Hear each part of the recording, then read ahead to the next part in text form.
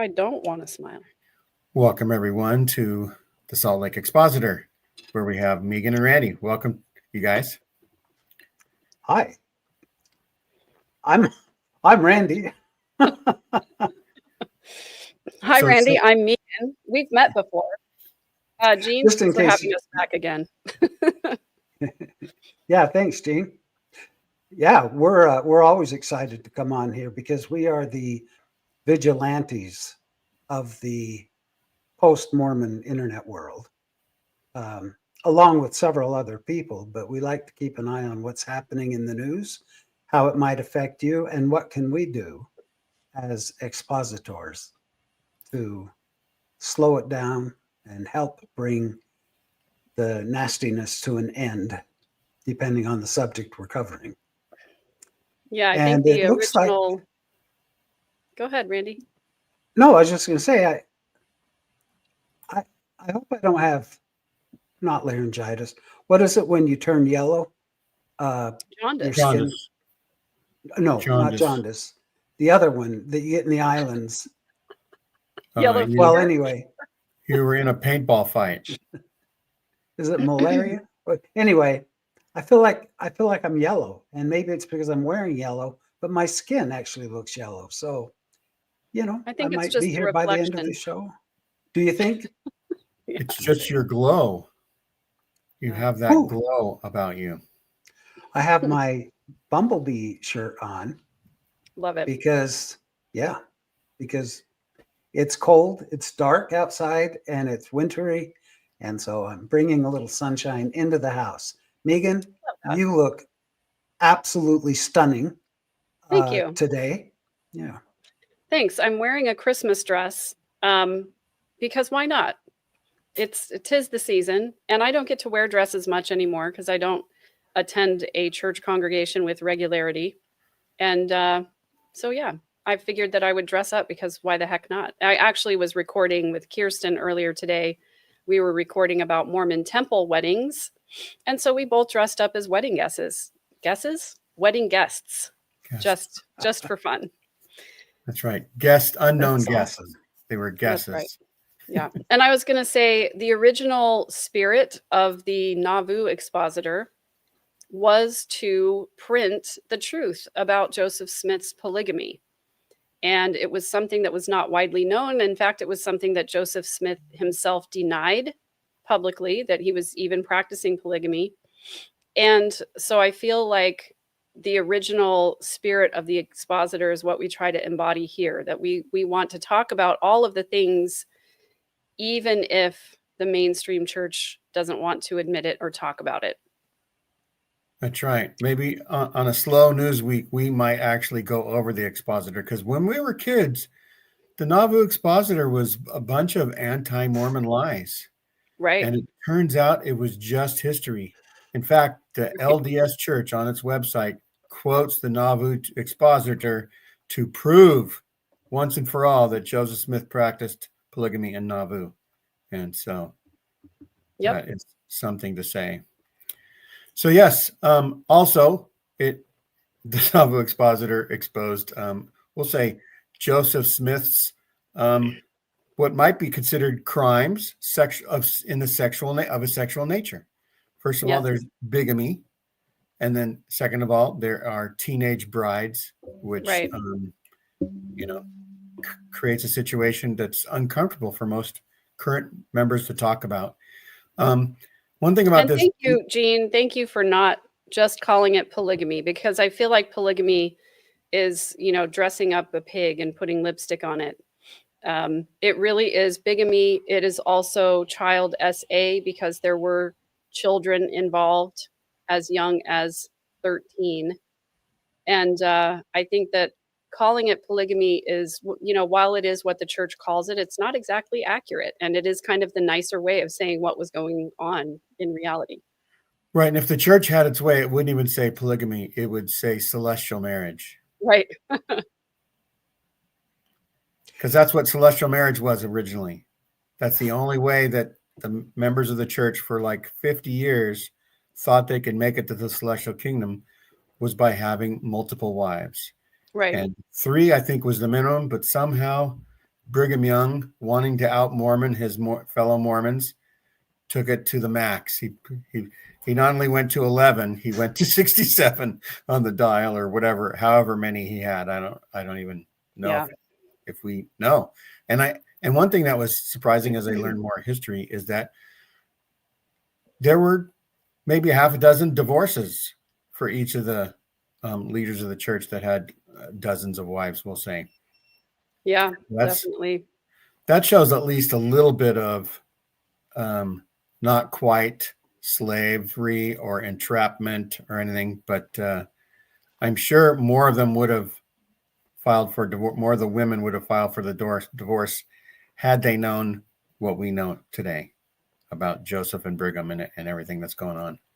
Right. And a lot of people were sealed to Joseph posthumously because it was sort of, it felt like an honor, I guess, to be sealed to the prophet. And then they discontinued that practice. But the sad thing is that a lot of what still goes on is that there are multiple temple ordinances done for people who are more famous, notable characters in history. For example, Charlemagne's work has been done, 200 times or something ridiculous like that. So it is still a problem in the church, the polygamy issue, as well as all of the ordinances for the dead being done, some of it being done unethically, and some of it, I don't know, just being a big waste of time. So one thing I wanted to ask Randy, can you list how many, let's say, sources of input that you heard about the Wade Kristofferson thing? Can you list some of the podcasts that talk about it and some of the other sources you might have looked at? I think it would probably be easier and shorter to list podcasts that haven't talked about it. This You is mean a most pretty of the big deal. true believing Mormon podcasts? This is a pretty big deal. We know that Elder Christofferson is called of God. In the Mormon world, he is a prophet who walks and talks with God. And what comes out of his mouth is as good as scripture as the prophets have told us.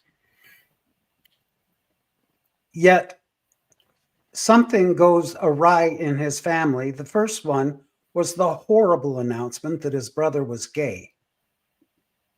When I say horrible, I mean horrible to them.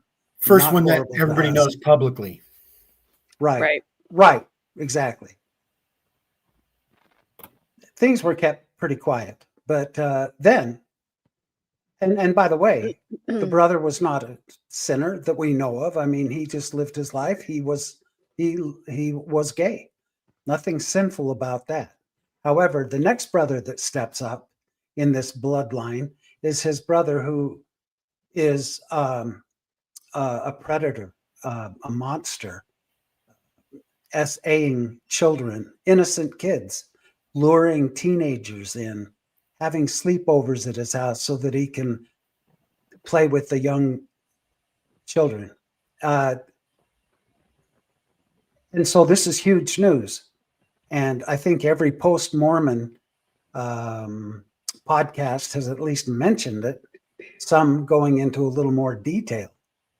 But I'm actually stunned at what the church hasn't come out and said, what the church hasn't announced, what the members don't even freaking know. Talking to my sister, I'm like, hey, can you believe about Elder Christofferson's brother? She's like, oh, does he have brothers? Okay. Yeah, they keep it quiet. Keep it hush hush. We don't want the church looking bad. I'm hopefully full of interesting, if not funny, comments. And I'm going to make an observation that maybe Wade Kristofferson will be known as the Michael Jackson of Mormonism. Because Michael Jackson liked to play with little kids. And well, okay, allegedly, I take a tiny bit of issue with that, knowing what his personality is like personally, and having visited with him a great deal. But yeah, I mean, if it's true, he made some very unwise decisions. And if it's true, shame the hell on him. I hope not. But Right. You you know, listen, to be clear, you have met Michael Jackson, the singer, but you have not met Wade Kristofferson. I have not. No. Because you used he pronouns, and so I just wanted to clarify that. So anyway, the news is about Wade, but there's something that has been sticking with me, and we mentioned it last week. Wade mentions that his gay brother was a eyesore, a spot, a stain on the family for being gay and divorced and out of the church. That was so horrible to him. And yet that was what he said in 2017, 20 years after he was rebaptized after getting excommunicated for something. We don't know. The cover story was that he committed adultery. Now, it could be that he did that, but it could also be that that was just a cover story, and it was child SA that he got kicked out of the church for. Megan, do you have anything to say about that? Well, yes. I mean, I have so many things to say, Gene. I feel like you asked me that ironically. Yeah, I just will start by saying that whenever a case like this arises in the LDS Church, it feels, well, feel is the wrong word. I've seen evidence of the fact that the focus is on rehabilitating and or getting the man through the repentance process. I feel like the focus, or again, I should not say feel. The evidence shows in the past, like the focus is not on the victim. The focus is not on what can we do to help the victim. The focus is on getting the man through the repentance process so that they can return to church service and, you know, continue to enjoy the blessings of the priesthood in the temple. And we've seen so many cases where the victim is blamed and or shamed and, you know, and made to feel as though they contributed somehow to their own abuse and harm. So that definitely is on my mind. Whereas he could have been excommunicated for almost anything. However, what we also know through scientific evidence and through research is that crimes of SA do not just go away. Those proclivities and desires do not just leave a person, even when they receive consequences for it. And so my concern is always that if someone does get excommunicated and then rebaptized, what have they done to work on the mental health issues that lead to child SA in the first place? Usually the answer is zero, because that's not the focus. The focus is repentance. And the focus is that if you take your sins to the Lord, that he will take them away from you if you sincerely and humbly repent. Well, the problem is that while that has a place in faith, it does not have a place in mental health. And when you are found guilty of child SA, if you don't address the underlying problem, it's going to happen again and again and again and again. So when I hear a story of someone who was excommunicated 20 years ago and then rebaptized, and now they've been arrested for federal charges of SA, my assumption based on accurate factual information is most likely that's what they were excommunicated for 20 years ago, and they just never got help. And Trace, on the case, this is a great point. They just get sneakier. And what we learned from the Architecture of Abuse podcast is that pedophiles share information with each other about where are the safe places that they can find victims and get away with their crimes. And we know that predators have shared with each other that the LDS Church is one of the safest places for predators because of the way that the LDS Church treats people when they are found guilty or when they're confessing or when a victim comes forward about SA. And I'm going to say that the repentance process is the beginning stages of a cover-up. And the cover-up mainly is to protect the name of the church. I was going to say the good name of the church, but we can't even say that there's a good name of the church. There's been some recent news that the Mormon Church has one of the lowest ratings of all churches in America. And it's not just because the secret lives of Mormon wives, right? It's for other things. Yeah, it's because, Gene, these men grow up so repressed. Don't look at women. You know, I remember we had a fireside and we had a visiting general authority, probably a 70, who was telling us actually it was a priesthood fireside. And he told us boys that there's nothing wrong if you see a pretty girl on the sidewalk. There's nothing wrong if you see her. You can't help that. But don't keep her in your mind. You remember the last thing you saw should not be that girl.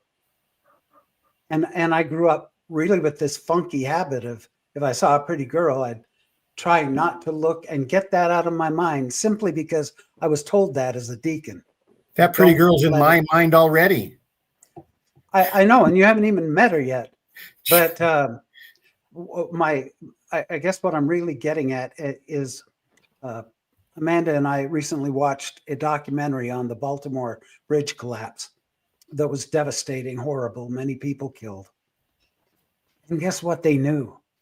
They knew ahead of time that there was a weakness in that bridge. But nobody did anything because they're like, what are the chances? But that made them incredibly liable for all the people who lost their lives. And this is the same type of deal with not only Christofferson, but all the other predators that are found in this repressed organization where the men aren't even allowed to look. Well, guess what? Men fantasize. They think. They get worked up about stuff if they're completely shut out from it. Shut them out from the world and watch what happens. They become a bunch of freaking predators. And now that the church knew about this and that it was covered up, and not only covered up, he was rebaptized and put right into a position where he could be with young people. They are so liable right now. And I hope whoever the victims are, I hope they take him to the freaking cleaners. The church, actually. Yeah. So, Randy, I will say women fantasize too. Let's not leave them out. And also women abuse too. But any system or society in which perfectly normal sexual expression is silenced and shamed, it's going to come out sideways at some point. There is going to be abuse. There is going to be, unnatural affection, which I'm speaking about grown people wanting to be with children. Those kind of proclivities are going to develop and fester in a system where normal sexual behavior is shamed. And I'm going to say right now that what can affect change in the church is not that it's another predator that gets caught and maybe convicted and sent to jail, but it's the cover up. And that's what this show is about right now. And because Todd Kristofferson has a story to tell from when he became an apostle 20 something years ago, whenever it was, maybe more, maybe 30 years ago. I don't even know. He was called partly because he's a lawyer, right? And one thing that he got to do as a lawyer when he was young is he worked for Judge Sirica, the Watergate scandal prosecutor, right? Hey, Jean, before you go into that, can we just briefly say for anybody who hasn't heard of this case yet, can we just briefly say what it is? Oh, sure. We'll go back to here. And I'm happy to give a little synopsis, or you can, it doesn't matter. Yeah, I'll let you do it. Okay. Yeah, I just want to say that we're talking about Wade Kristofferson, who is 72 years old. He is the brother of LDS Apostle D, Todd Kristofferson, and he was charged in an Ohio federal court with attempting to sexually exploit a minor, along with a second count of coercion and enticement. And what was found out is that he was grooming young girls, and he developed this sort of code language with these young girls. And then he would FaceTime them and ask them to see, parts of their body, essentially. And this man found out that his daughter was FaceTiming with someone and heard some unusual things. And then at Christofferson's request, the young girl went into a bathroom closet and closed the door. And her father opened the door a few seconds later, according to these charges, allegedly found the girl lifting up her shirt to the camera. And so the Salt Lake Tribune, as well as many, many other news outlets, have reported on this to tell what the secret words were, and that Christofferson would say things like, "You will like this when you get older," and essentially did this to many, many different victims. And so now that this victim has made a report, we're hopeful that more victims will come forward, because in these sorts of cases, it's never just a single person. And especially if they have a long history over the years, there definitely are more victims out there. And for everything that's been reported and discovered, that's like the tip of the iceberg. All the things that he hasn't been caught doing is probably so abominable we don't even want to know. Right. And so one thing about D. Todd Kristofferson being involved in the Watergate scandal, the big thing about the Watergate scandal was that, as far as the people can tell, Nixon had nothing to do with the original break-in in the Watergate Hotel. But the thing that started to become incriminating with Nixon was the cover-up. And Nixon's involvement in the cover-up caused him to eventually resign from the presidency, right? The most powerful man on earth, as people say, had to resign. So D. Todd gives a little description in this story, and I'm going to provide a link to this, but first I'm going to read, let's see. I'm going to read a little bit of a synopsis, right? And so here's the synopsis. Elder D. Todd Kristofferson's story, as detailed in his address, revolves around his experience serving as a law clerk for the Honorable John J. Sirica, then Chief Judge of the U.S. District Court in Washington, D.C., beginning after his law school graduation in 1972. He worked there from August 1972 to the end of 1974, a term that coincided with the intense Watergate trials and proceedings, affording him a ringside seat to a unique epoch in U.S. history. Christofferson was integral to the legal process concerning the subpoena of the White House tapes. He helped Judge Sirica research and draft a legal opinion that supported enforcing the subpoena against President Nixon. He witnessed the judge's deep trepidation before signing the order, relieved when Sirica confirmed his commitment to his conscience by saying, "It is right." Christofferson and Sirica personally listened in camera, in private, to the subpoenaed tapes. The most shocking revelation came when they heard Nixon calmly ask his legal counsel how much money it would take. $1 million was the reply, to buy the silence of the Watergate burglars, confirming the president's involvement in the cover-up conspiracy.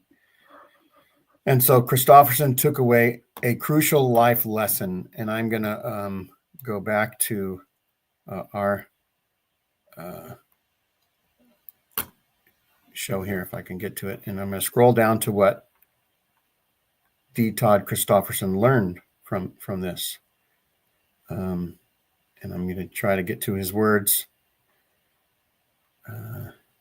Forgot to mark where it was exactly.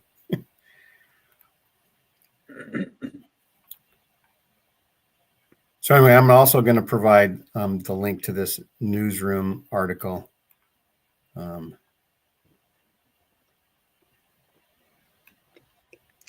Well, that's a good idea, Gene.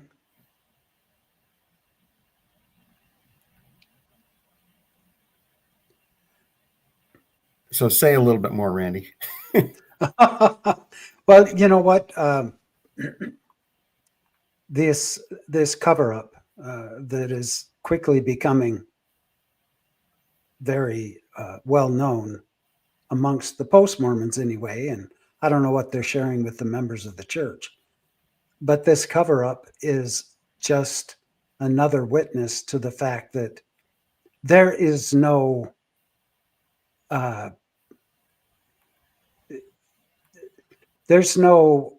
what's the word I'm looking for? People should know, if they're true men of God, more about the families of the people that are put into apostleship. And if there's really truly discernment, they would say, hey, there's a reason maybe this wouldn't work right. But discernment, schmiscernment doesn't seem to play a role in the callings of the church. So Okay, so I have it now. He says his term of service gave him a ringside seat, and it allowed him to learn some crucial life lessons at the outset of his career. And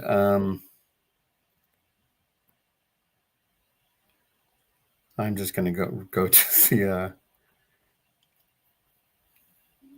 that's the necessity of always and invariably submitting to the dictates of an ethical conscience. And it warns him that making even small exceptions puts one in danger of losing its benefit and protection altogether. So he talks about integrity, right? That he learned that integrity was, here's the quote: putting one's integrity on hold, even for seemingly small acts and seemingly small matters, places one in danger of eventually losing the benefit and protection of conscience altogether. I'm sure that some have gotten away with it, in the sense that they acted dishonestly or illegally in business, professional, political life, and have never been made accountable in this life at least. But a weak conscience, and certainly a numbered conscience, open the door for Watergates, be they large or small, collective or personal, disasters that can hurt and destroy both the guilty and the innocent.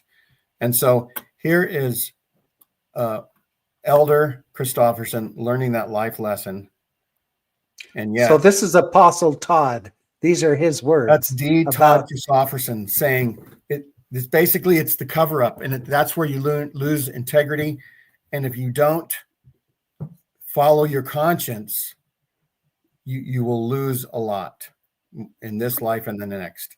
And I'm going to say and make a statement right now. If everybody will share this, here's what D. Todd Kristofferson needs to know.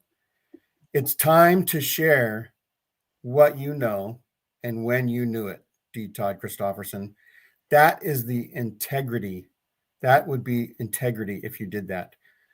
If you cover it up, if you keep on covering it up for the church, this problem will just get kicked under the rug or swept under the rug, kicked down the road, whatever the things are, until something even worse happens. And this is the time. This is the time for the church to actually start doing things to protect those that need the protection the most. And if I can just remind the viewers, anyone listening to this, that this ain't our first rodeo. What about Russell M. Nelson, whose child was accused of the same type of thing? And there's a lot of great evidence that it's not just an accusation, but a fact. And what does he do? He calls for a social media fast. Let's all drop social media for a little while my kids are raked over the coals for being SA predators. I mean, this is not a new thing, But it's just another example of the church's willingness to hide things that are very harmful and damaging, and to put kids and other members in danger of it happening again. Come on, Have integrity. Todd knew when his brother was excommunicated. Todd knew when he was rebaptized. He knew when he became a bishop. They know all these things. They're brothers. They talk. And Todd knew when he was put into this position, his brother, Wade, when he was put into position to do it again, set him up. It's like taking someone who's an alcoholic and they finally get through AA and they're doing great. And then what do? You move them into a bar and say, we want you to work here. Yeah, I'm disgusted by this whole thing because, well, for many, many reasons. But one of the reasons that this is so disgusting to me, the cover up of it, is that when you don't hold somebody accountable for their behavior, you are actually creating future victims. All of the people who have been abused since Wade Kristofferson was originally excommunicated, that the responsibility for that lies partially with the church members or the church leadership who did not expose him at that time. And I truly believe, I'm so grateful for the work that Floodlit is doing. I truly believe that when there is a predator in the church, that it needs to be announced from the pulpit. And I will tell you another really disturbing case that has happened right in my backyard is that a man who was charged, convicted, tried, and found guilty for, preying on young men as a school teacher was just instated into the stake presidency of my very own stake here in San Antonio, the San Antonio North Stake. People raised their arm to the square to sustain him as a member of the stake presidency. And I'm sure the reason they did that is because they had no idea that he had been convicted of being a predator. He lost his job as a teacher for inviting young boys to spend the night. And, this is the type of thing that really infuriates me, is because people don't know, then they continue to put these men in leadership positions in the church where they have not only unfettered access to victims, but they also have the power differential where they're in a stake presidency, where they're interviewing young men and young women for worthiness for the temple. They get to ask all of these super explicit, intimate questions if they so desire. And it's just wrong. And so, like you, Gene, I am calling on the leadership of the Mormon Church, or actually anybody who has any knowledge or intelligence of Wade Kristofferson's wrongdoings historically, to talk about it openly, because that is how we empower victims to come forward and feel like they are going to be believed and like they have a voice. Because anytime that you can get a victim to come forward, it empowers other victims to come forward. And it also prevents future victims from falling into the same trap. If people know that somebody is dangerous, they're not going to be putting them in a position where they will be alone with their children or with people in the church congregation. We cannot allow this to continue where we just don't say anything about these men who have been convicted and cross our fingers and hope that they repent and get right with God. Okay, let's hope that they repent, but let's also report it to the proper authorities. Let's call the police. Let's call 911. Let's press them for the names of their victims so that the victims can get the help that they need. These people then go on to have a much higher rate of self-harm, of drug use, of addiction, of dysfunctionality in relationships, of inability to form attachments. As an SA survivor, I just cannot say enough about supporting believing victims and getting them the help and the services that they need so that they can go on to live normal lives. That's right. You, Even you see a lot. suicidal ideation, and probably some people have committed suicide as repercussions from some of these child SA events. And so 100%. that's partly why I decided to say that silence is deadly. The cover-ups for years and decades and decades and decades has caused deaths, and it's time to stop it. And as far as reporting it,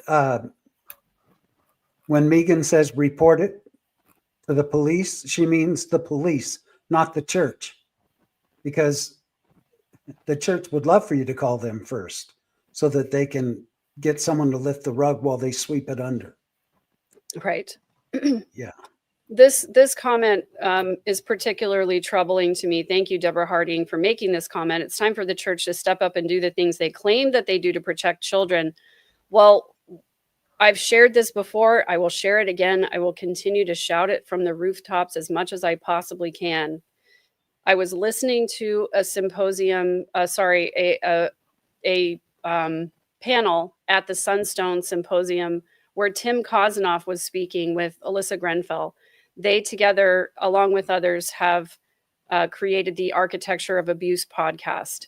And the panel discussion was about the podcast and how it was made. Tim Kosanoff is one of the most successful attorneys at suing the church outside of Utah for SA victims. And the question was asked, why or what is it that the Church of LDS could do to help protect future victims? And he listed many things. There were many things that they could do. They could call 911. They could do background checks. They could, publish the names of people who've been convicted as predators, but they don't do any of these things. And do you know why? Do you know what Tim Kosanoff said? The reason they don't do it is because they don't care. If they cared, they would do it. They have the resources to do it. It starts with as simple as saying, step 1, call 911. Step 2, call the abuse hotline. They could just put that in juxtaposition. And they don't. They could do background checks. They could afford to do it. They could afford to have a psychologist or psychiatrist on staff in every stake of the church for these people to get counseling and help, and they don't. They don't do it because they don't care. If you want to know what the priorities of an organization are, look at their litigation history and look at where they spend their money. And what we know from their litigation history is that they are a fan of suing small towns because they won't let them have a temple spire that's 100 feet tall. They are fans of protecting themselves against these kinds of lawsuits by preventing them from ever getting to the discovery phase. They are fans of paying people off when they come forward with a claim rather than investigating it because they don't want to know.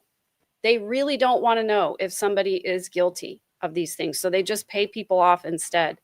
So I want to say, if you are someone who has been harmed by the LDS Church, if you've been abused or assaulted in any way, please contact an attorney. Please contact the police. Please make a report. And please do whatever you can to make it known. I know how hard it is. I'm a victim myself. I'm a survivor myself. I know that it is devastatingly difficult to realize that you probably are never going to get justice, as I never will with my case. I was 45 years old before I called the police on a case that happened from the ages of 7 to 11 to me. So I know how hard it is. But I also know that when Tim Kosanoff said that the Boy Scout abuse cases, the average age of somebody coming forward was in their 50s. Right. But I also know that when I came forward and made a police report, that it gave the other victims of the same people a little bit more courage to come forward too. So Floodlit is out there. I'm here for you too. I take confidential emails from people all the time who say, I don't want this out in the public, but I had to tell somebody. Thank you for that. Thank you for being willing to come forward and to tell your story. I know how painful it is, but it is by victims and survivors coming forward to talk about it that prevents this from happening in the future. I knew of a case where somebody that I knew in my ward was the victim of SA, and they never, not the person themselves, but the leadership would never reveal the name of this person. And the scary thing for that is that I probably crossed paths with this predator at some point, and so did my children. And I want to know their name so that I can ask my children, did you ever have any interaction with that person? Because I want to protect my own children. So the secrecy and the shame needs to end. We need to expose all of this. Megan, that's great advice about getting an attorney. And I love that you know of an attorney who's on the up and up, and maybe we could put that name in the notes, in the comments. Also, you've seen a ton of ads put out there. Have you been molested? Have you been, blah, blah, blah, by anyone in the LDS Church? I would not put it past the church to be some of these that are putting this ad out there, so that they can intercept these reports before they get to the mainstream. So be very careful about who you report it to. And Megan, knows of the name of an attorney. That's a good place to start. At least they will know someone who's for real, and not, far be it from the church to be dishonest, but I can see them doing that. Right. A click.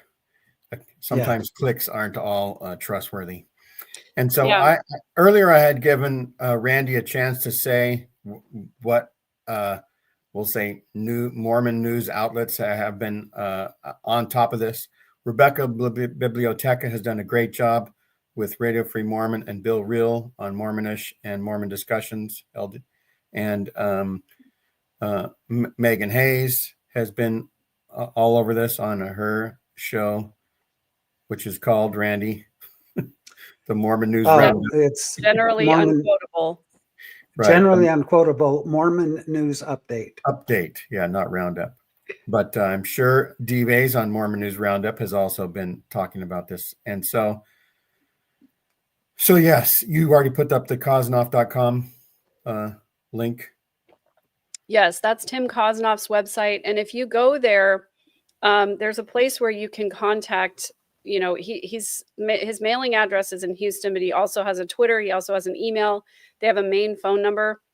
He was saying in the Architecture of Abuse that when you call, it's him, and it's his firm that answers the phone. You're going to be talking to an actual attorney. And if you prefer, you can send a text. If you go to his webpage, you can fill out a form that he has on there, and somebody will contact you. If you don't feel comfortable revealing your name or any of that, you don't have to say anything that you don't want to say. And the other thing he points out in the Architecture of Abuse is a lot of people don't come forward because they're afraid that they're going to be asked, intimate details about what happened to them. And he said that is not the case. He said they really just need to know generally what happened, and they're really able to get a lot done with just the general information. They also have resources that they can point you to for trauma-informed therapy as well. And that is one of my, the things that I advocate for the most, is to make sure that you find a trauma-informed therapist, not just someone that says they are trauma-informed, but when you're interviewing therapists, that you should ask them questions about what their practice specializes in and how much experience they have dealing with trauma victims. Because some people will have taken a certification course or a class and then say that they're trauma informed, but that's not their specialty. That's right. This is another organization you can report to if you want some, I'm not going to say confidentiality, but maybe some friendly people to talk about things. Well, I can say confidentiality because I have spoken with floodlit.org. In fact, they reached out to me after one of my podcasts and asked me if I wanted to share the details of what had happened to me, because they said, we want your story to be as floodlit as you want it to be, or as floodlit as possible. And so you can contact floodlit.org. You can write out your story and tell it to them. They will not reveal your name. And even if the person that you were abused by, even if it's not possible for that to go to a court case, they will still post the information on their website. Now, they can only, of course, say allegedly if somebody hasn't been charged or convicted, but at least your story can be posted, even if they're not allowed to share the name of the individual. They can at least share your story, and they will put a location to it, and that sort of puts people on the alert. That's right. I probably should find the Architecture of Abuse podcast series and put it in the chat as well. I have it, actually. I can. Okay, you can just do it. Also, We Are the People that you just put up there, they're the same ones that did the expose on Tim Russell Nelson and his kids being involved. Oh, right. Yes. So, and that's their where you'll whole find thing them. is the church can be true and there could be bad people in it. And we need to get the bad people, people be made aware of the bad people, and we need to get them out. We need to clean the house. And it's going to take the people, an uprising almost, to do it.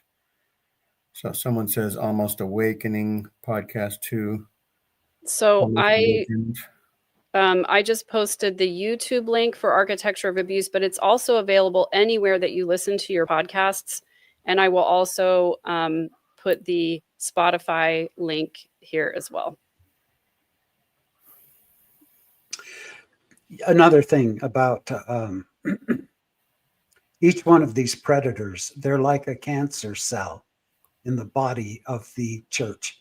They are like, there's so much of it going on underground, but people see these men getting caught coming forward and they're like, maybe I'm not that unusual that I have these strange desires. And I think it sometimes gives them the feeling that it's okay for me to do, because look, it's an apostle's brother that's doing it. It's an apostle's kids that are doing it. Can't be all that bad. And that's the worst part of it all. The cancer has to be cut out of here. A good example is there was recently an athlete for Brigham Young University who, if it's okay, I'll just pull this up, who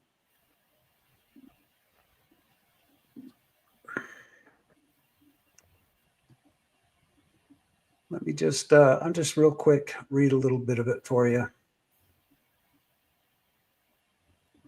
BYU football player dismissed from team after lewdness arrest. A Brigham Young University football player has been dismissed from the team following a lewdness arrest. Provo Police Department said that Kason Krebs was arrested in connection with several lewdness incidents near the Smith's grocery store. He allegedly publicly exposed himself and engaged in other lewd behavior before fleeing on foot before police could arrive. Kason Krebs has been dismissed from the team for violation of team rules.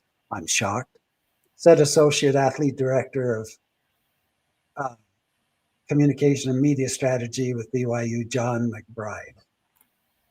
At least I'm glad to see that he was made an example of and kicked off the team. I'm glad to hear that, but it's just spreads everywhere, whether it's athletes, whether it's high and holy callings. This is a cancer. This is a cancer. It is. I would not be safe with my kids in primary anymore if I were still a member. Yeah. And that was one of the reasons I was so adamant about getting my daughter out when I left, before she started being exposed to worthiness interviews and, purity culture and modesty culture and all of that. E.T. Lizard asked a question. Do either of these places link up reports, like track other people that report the same person? I think what you're talking about is does Floodlit link up with the attorney's office, link up with, the LDS Church? And I think that's really what Floodlit is trying to do. I think they're trying to track where the same person has been reported. And so that's one of the reasons I like what they're doing so much. And they also have a map where they have reports in locations. So wherever you live, you can go to the map and look up who has been reported in your area. And that's one of the things that's so disappointing, is that guy that got sustained into the stake presidency just a few weeks ago was already on the map. He was already on floodlit.org. His case was well publicized here in San Antonio, but church members either don't know or don't want to know. And then I wanted to address David asking about Nelson's kids.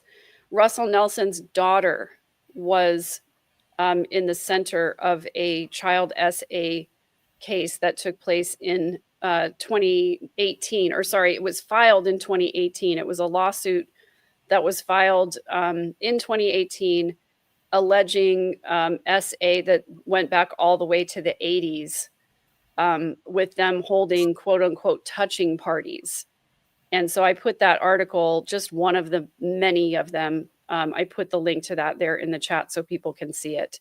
It's not, we're not out here just spewing anti-Mormon lies. We are telling the truth. We are talking about real cases of real people who have been perpetrators of terrible, terrible crimes against children in the church. And, it's not just because we've left, it's because we care about children.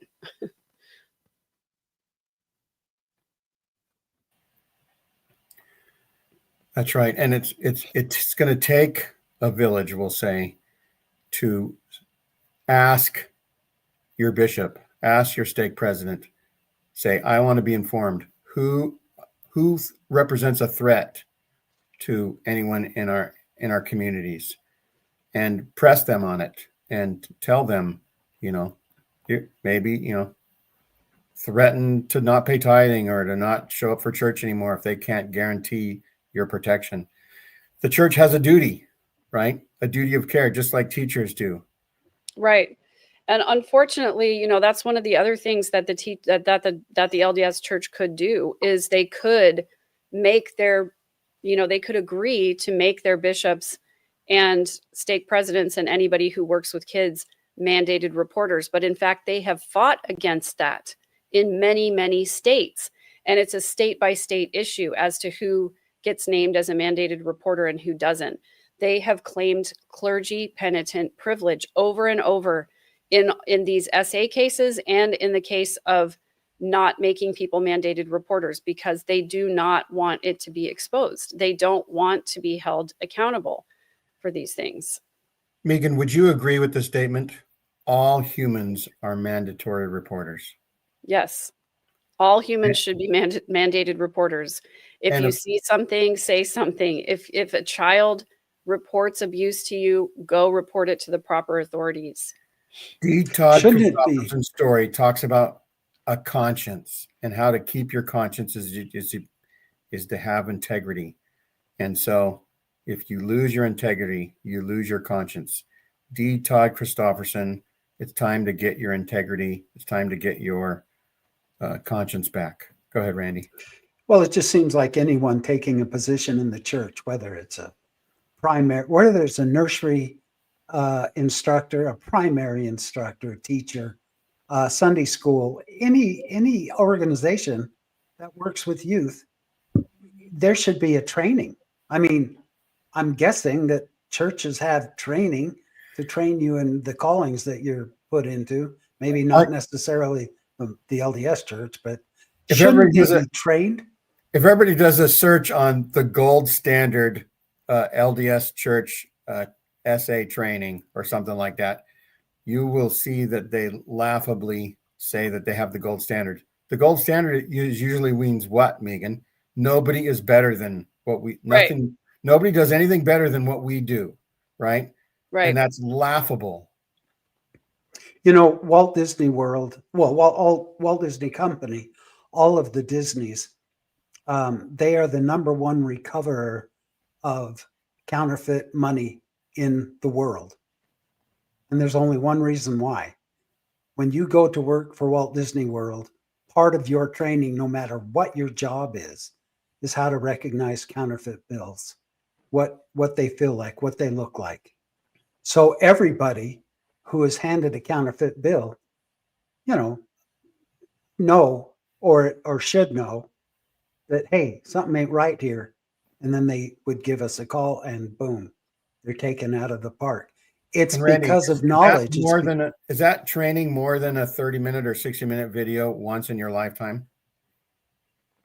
No, I mean, it's unless there's changes to the actual bill, the construction of it, because they're way different now than they were when I was teaching. I taught the counterfeit course. I taught that the dollar bill is covered in spider webs, but where's the spider that made those spider webs? Do people know? Most counterfeiters don't, and they skip that little detail. We would teach them what it felt like, the intaglio way of printing with the blue fibers and the red fibers, and that you can literally pull them out of the bill.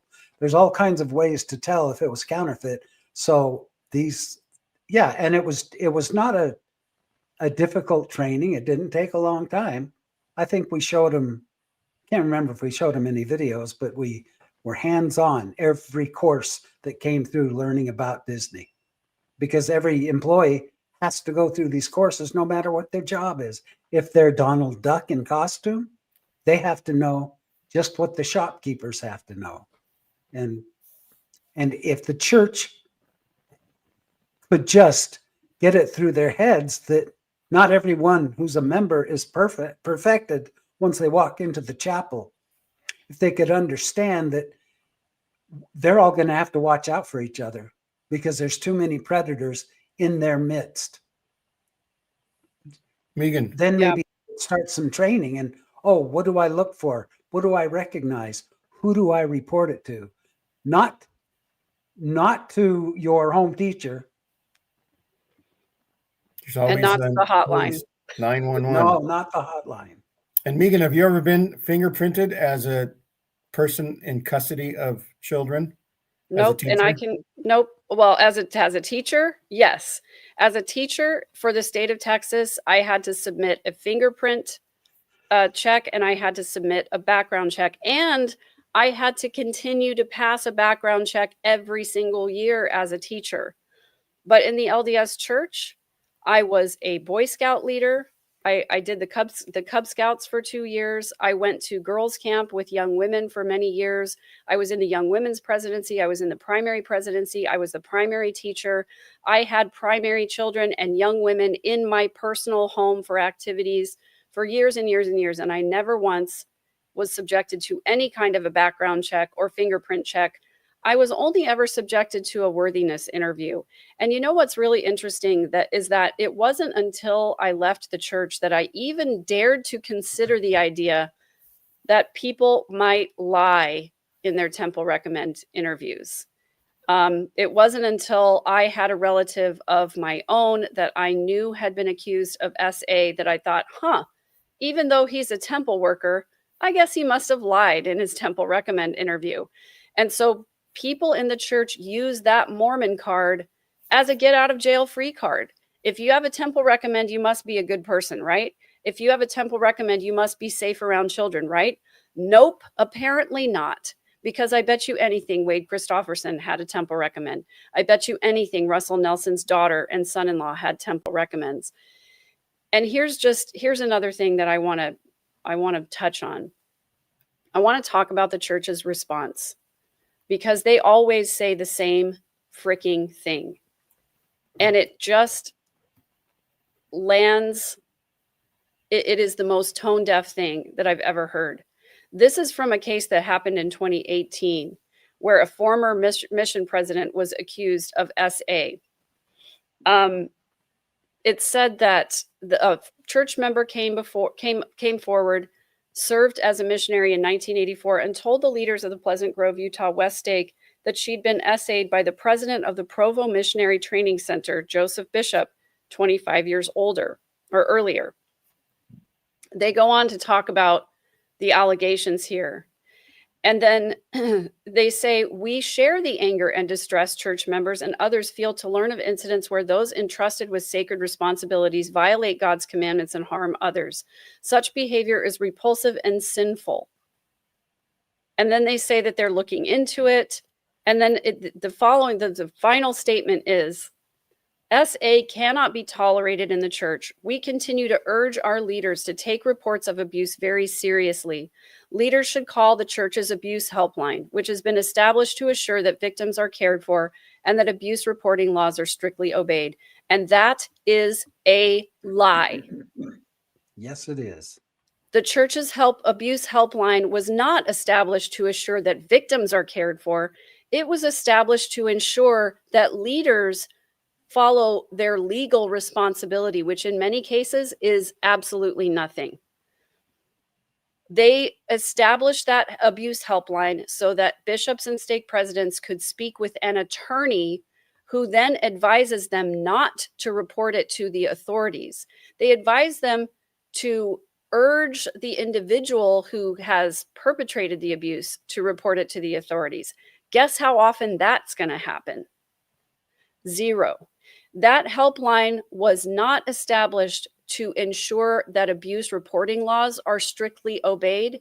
That helpline was established to make sure that if a church leader is not obligated under the law to report it, that they don't report it because the church does not want to be involved. That statement was made in 2018, and similar statements have continued to be made every single time this problem comes up until today. They have not changed anything, nor will they. I'm aware of, I think, at least 3 bishops who just in the last 10 years, part of their testimony crumbling is because as bishop, they had a situation come before them. They looked in the manual, they called the helpline and thought, oh, I'm going to get help on how to handle this. We're going to get help for the victims in this.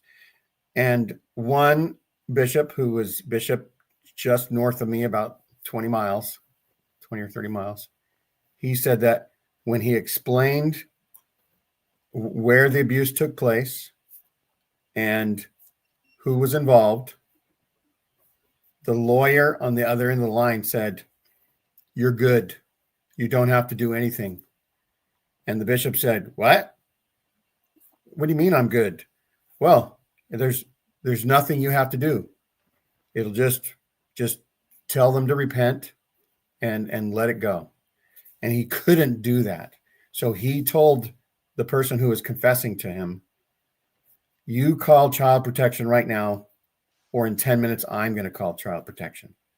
And the person said, "Can I call my wife first?" So we know the gender of that person. Well, in the Mormon Church, we do. But anyhow, the person called his wife, explained it, and then called child protection on himself. And that's how this bishop handled it. And he probably tried to help the victims on his own as bishop for whatever he could do. But he got 0 help from the helpline. And that was a big chink in his Mormon testimony armor. And now he's out. I don't know what happens to the marriages when this is discovered that a husband or a wife is doing something like this. But Megan, if you were married to a man and you received that call one day that he had to tell you what he's been doing because he's about to report himself, how would that affect your marriage? Well, I think it depends entirely upon what happened next. I loved my spouse for the whole time that I was married to him, even though he was doing terrible things.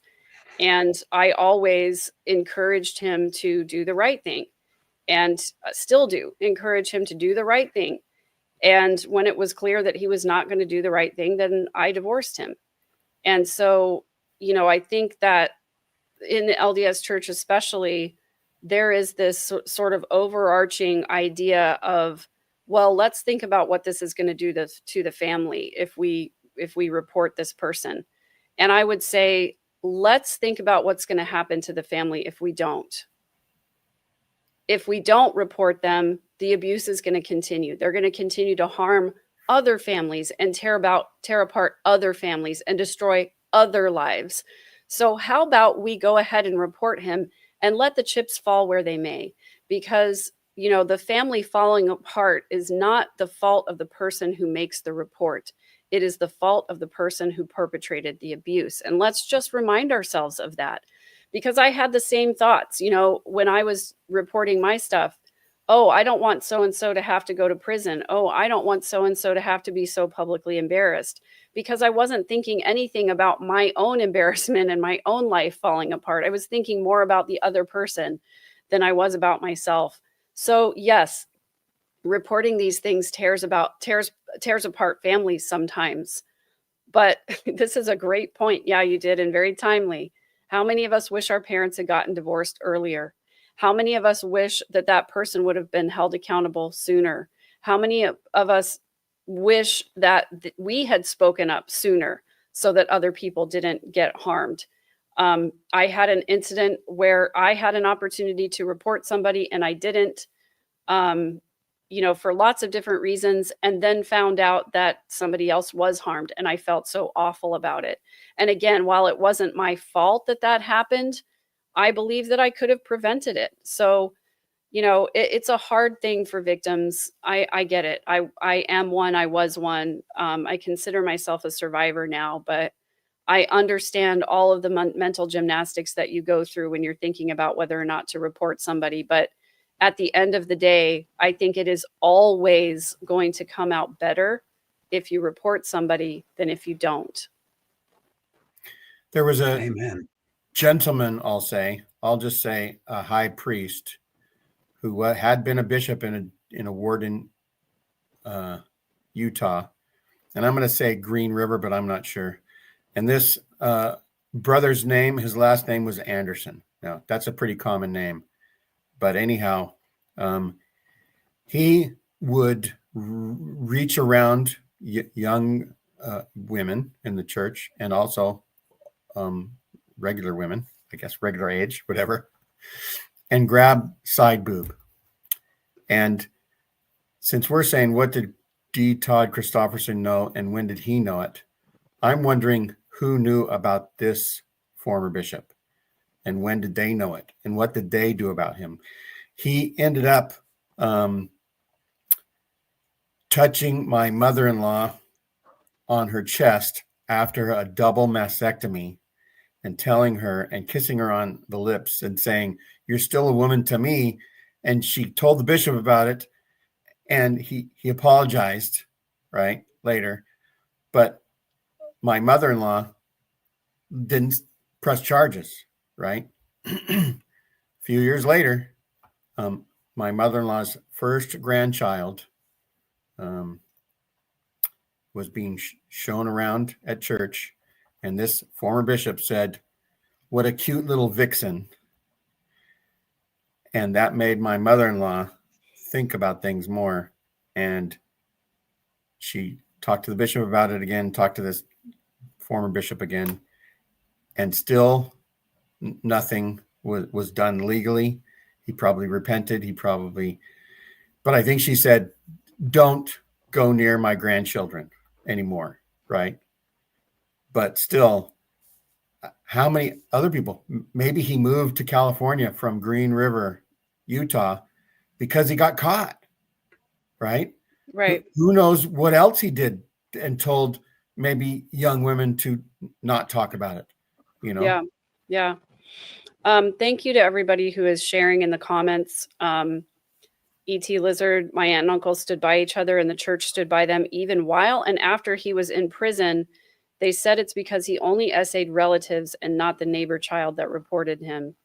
Oh my gosh. Just, Are you effing kidding me? yeah. And thank you for sharing this, Wazai E8V. I called the number for Tim Kosnoff recently. An attorney from his office called me back within minutes. He was very kind and spoke to me at length, but didn't press me for details. I absolutely love that. Thank you. Thank you for sharing that. And yes, you're right, Deborah Harding. I thought those things because I was groomed in the patriarchy to think more about other people than about myself and my own experience. Highly recommend Tim Kosnoff's office if you've been a victim of SA within the MFMC. Amen. Thank you for that. Really appreciate it. Especially if you're outside of Utah. He does not sue the church inside of Utah because he's had too many experiences where the judges will basically say things like, you have a decent case, but I can't prosecute it this way. So thank you for that, Deborah Harding. Steve, I mean, none of us really understand, none of us with a conscience can really understand why the church keeps covering this up. But they do it because of money, of reputation. They don't want to lose membership. They don't want to lose tithing dollars. And, you know, they don't want to be seen in the same light as the Catholic Church when that scandal came forward. But I guarantee you that there are more cases in the LDS Church than there were in the Catholic Church scandal. Oh, yeah. No doubt.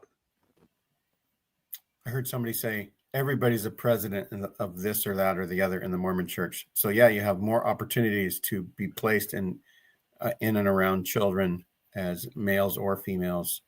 And so. Yeah, so I don't understand your question, Mormon atheist. Where are these people you keep speaking of? Which people? And is it us that are speaking of them? I would love to be able to answer your question there. I think he's saying the whole church is a house of cards, and that these pedos that are in leadership in the Mormon Church are going to be a problem. Yeah, because he's asking, you know, what did he do before that, and how many people? Oh, sorry, ET lizards, the ET lizard people. Yes, we would like to know the location if you don't mind sharing it, ET. Yeah, and this happens so often. People say that they get sent to a new ward because they got in trouble in their last ward, or the bishop in the last ward says, you can't be in this ward anymore, or whatever. You know, I highly, highly recommend that everybody go to floodlit.org. And Steve, there's another link you can post for us. I highly recommend that you go there and that you look at your location and you see the cases in your location. Obviously, there are hundreds and hundreds in the Utah area, but, you know, they're everywhere. So thank you so much for sharing, ET. And the Mormon atheist, the reason you don't see some of the chats is because all three of our channels are broadcasting at the same time. And so not everybody is visible in all of the chats, unfortunately. That's right. And we do that so that everybody goes back to each of our other shows and then opens up the chats so they can see everybody else's. Right. And so they share, like, and subscribe to each of our programs. That's right. Please, everybody go follow Momo, and Latter Daily Digest. So MB asks, when do we hold locals responsible for hiding it? Sure, it's policy, but if the everyday people won't stand up, where's the problem? I agree with you. And I am one of those people that if I see something, I say something, I report it, I call 911 frequently. I also, you know, if I know of a case or something, if I know of a child that's being harmed, I will call CPS and make reports. And I know a lot of the times I don't have enough information or I don't have the right information, but I make the report anyway. And here's why. Because the more often that someone gets reported, the more documentation that there is to hold up. And how many times have we heard of a case where somebody is abused or even assaulted or harmed physically as well as sexually? When we find out, oh, this is the first time anybody's saying anything, and so they're very lenient with that offender. Please report stuff. Even if you think that you don't have enough information, report the information you do have, because the more documentation they get on record, the more likely it is that person is going to be prosecuted and held accountable. Yeah, and then there's the Good Old Boys Network that really bothers me as well. Look at Wade Kristofferson. After he was excommunicated, it was apparently noted on his records, but then his bishop was a good friend of his. And I don't know who redacted the notes off of his record, but after he was with that bishop, they were gone. So, yeah, the local level is extremely important. Bishops are not to be trusted as law enforcement either.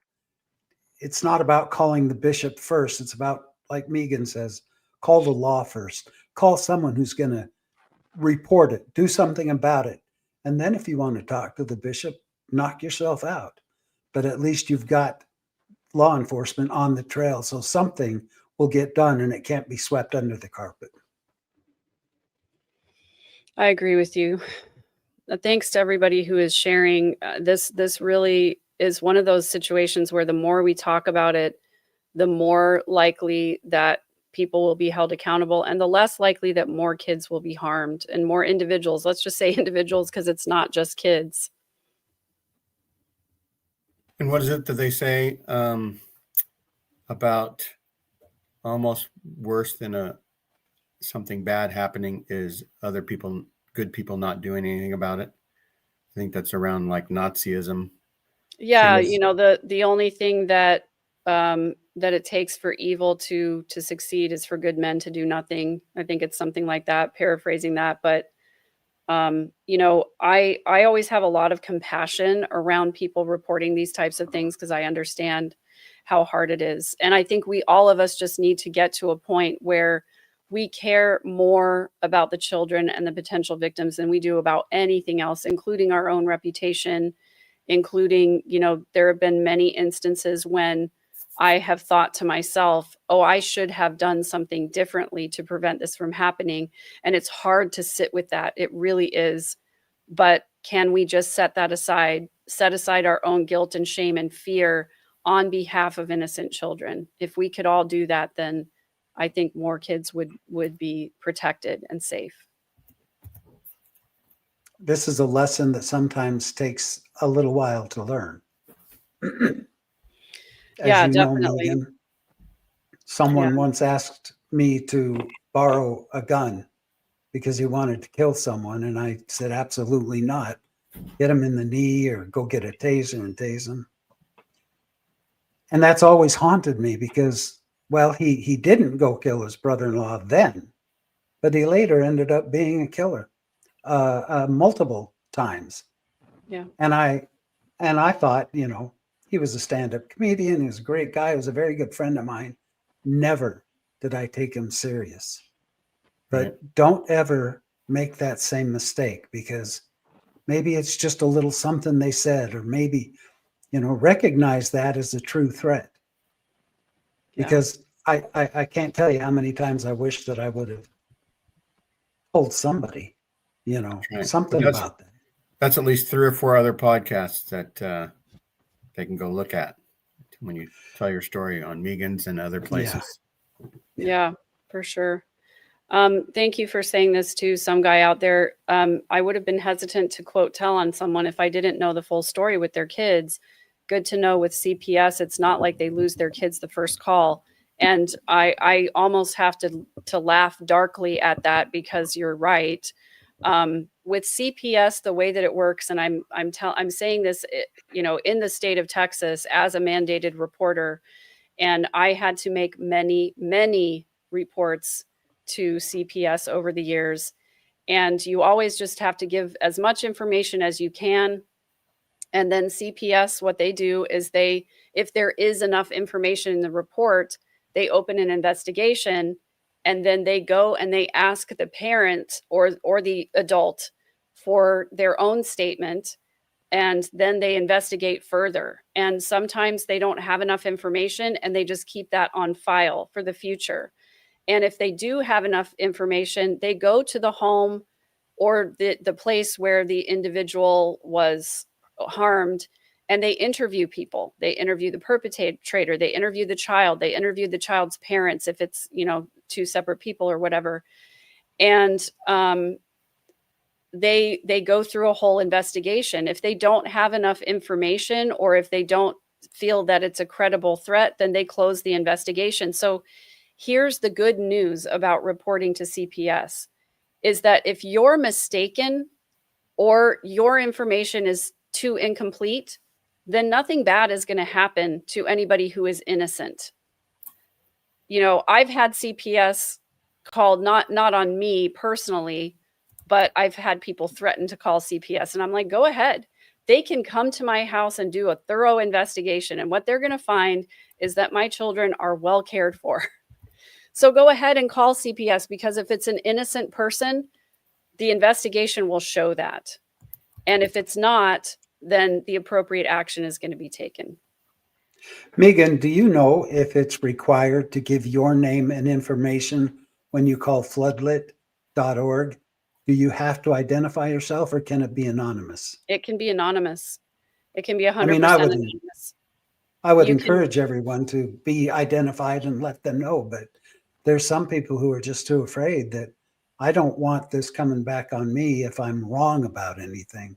Yeah. So, And floodlit.org, you can make an anonymous report just right there on their website. You don't have to give your email or anything like that. There's so many ways to report anonymously. You can even call, you know, if you call CPS, or if you go to CPS's website, you know, it's going to be different for every state, but there are almost always anonymous reporting options with CPS as well. So I reposted the link to the show if somebody wants to come on and give their 2 cents, or if they want to come on and talk with us on the after show. It's there. Is there any other thing that you want to talk about? Well, I do have some other news cases to, you know, that I could report on, but I feel like the focus, I want the focus to stay on this. And so we can always wait and do those another time, for me personally. That's right. I agree. Yeah. So I think this has been a good show. Yeah. Thank you guys so much for being so willing to speak openly about this. It's so important. Yes, and for joining the cause. If you see anything suspicious, don't hesitate. Like Megan says, you're not going to hurt anyone if your reporting is either mistaken or underreported. You're not going to hurt anyone by at least letting them know. And then they'll take it from there. Yeah. I'm just going to say this as well. Mary S. Curie 9026, when you call, your phone number is automatically reported on their system, though. Yes, but you don't have to call from your own cell phone. And anybody who has a Gmail address can also sign up to have a phone number associated with that Gmail address. And you can make any Gmail address that you want without your name in it. And so there are lots and lots of ways to be anonymous if you want to. So thank you so much. And I'm not encouraging anyone to be anonymous. I'm not that anonymous kind of guy. If I see something, I will let the world know that it was Randy C. Watts that reported it. But I understand that there are touchy situations where, you know, maybe it's someone very delicately close to you, and yeah, I get that. Yeah, and there are all kinds of touchy situations where someone would not want to be outed as the person who reported the thing, because these people are sometimes dangerous, and there is sometimes a safety issue as well. And especially, you know, people who are in coercive control situations certainly have to be careful as well. So I just want people to be safe, do the safe thing if you need to, you know. That's right. Well, thanks everybody for watching.